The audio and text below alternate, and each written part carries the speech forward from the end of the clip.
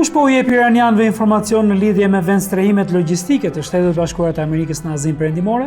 Është një pyetje që përsëritet me tmerr në think tanket e Washingtonit dhe Tel Aviv. Javët e kaluara, Irani realizoi disa goditje specifike dhe mahnice në pika që mendoheshin se ishin plotësisht konfidenciale.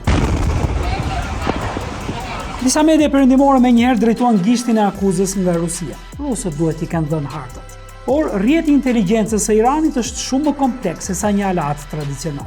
Së pari, trashëgimia e një super rrjeti vendas. Së bashku me programin e tij raketor, Irani ka kaluar dekada duke zhvilluar teknika kreative spionazhi dhe mbledhje inteligjente të informacionit. Po flasim për një rrjet jashtëzakonisht sofistikuar dhe profesional. Nga monitorimi i burimeve njerëzore perëndimore dhe imazheve satelitore komerciale, deri te analizimi i modeleve të fluturimit të avionëve transportues. Ky është produkti i planifikimit strategjik dhe një banke të dhënash që iranianët kanë planifikuar të ndërtojnë prej vitesh.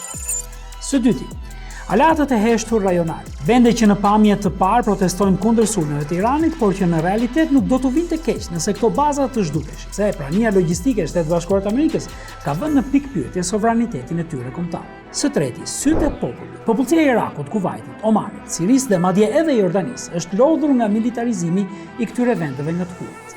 Kjo ka bërë që mira sy dhe vesh të këtyre popujve të regjistrojnë qoftë dhe lëvizjen më të vogël të konvojeve. Nga mjekët specialistë tek punëtorët me mëditje. Gjithë ta po marrin pjesë në këtë kryerritje të heshtur informacioni. Së katërt, armiqtë global të Amerikës.